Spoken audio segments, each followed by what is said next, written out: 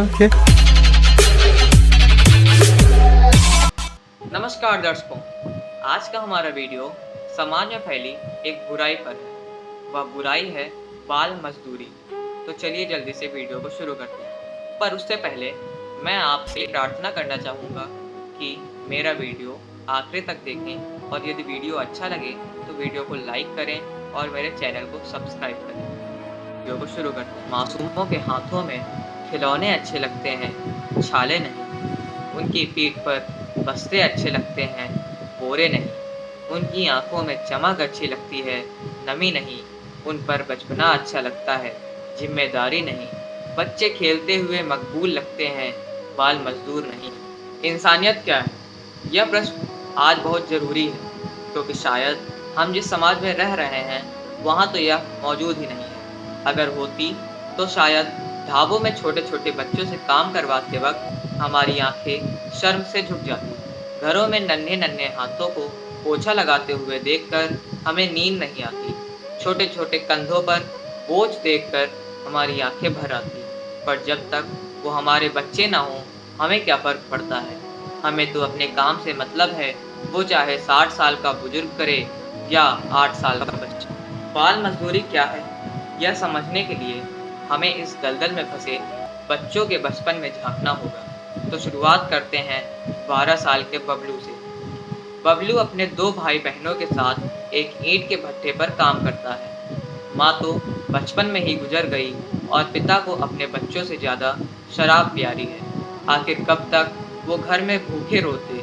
उन्होंने काम करने का फैसला किया। हालांकि मालिक उन्हें बड़े लोगों के मुकाबले सिर्फ 1/3 वेतन ही देता है, लेकिन उन्हें रोटी के लिए यह भी मंजूर है।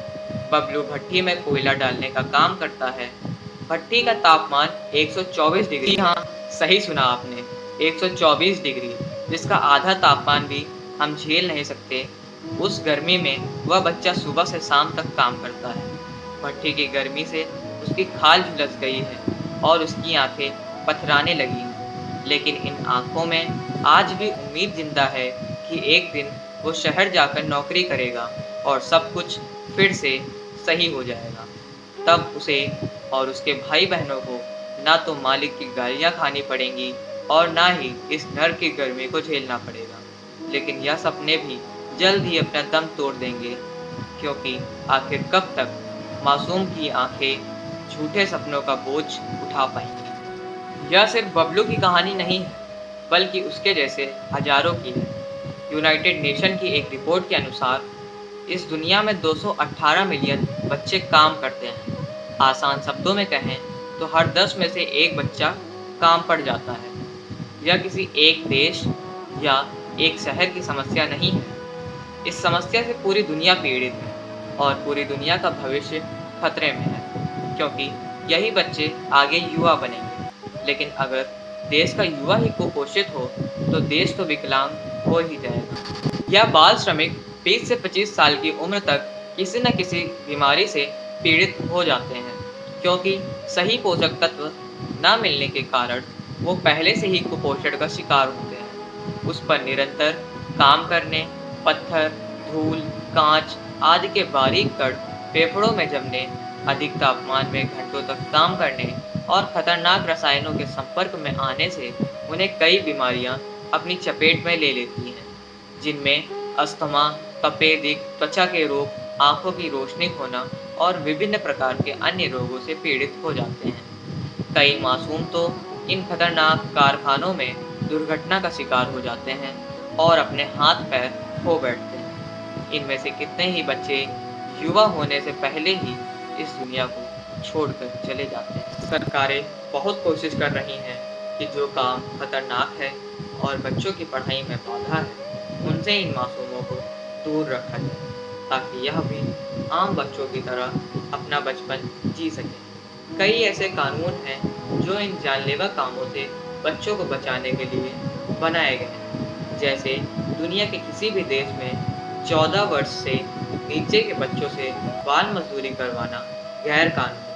यदि कोई इन्हें काम पर रखता है तो उसके खिलाफ कानूनी कार्रवाई होगी। पूरी दुनिया में 12 जून को बाल श्रम निषेध दिवस के रूप में मनाया जाता है, ताकि इस समस्या की ओर ध्यान आकर्षित किया जा सके और इसे समाज से दूर करने के तरीके खोजे जा सकें।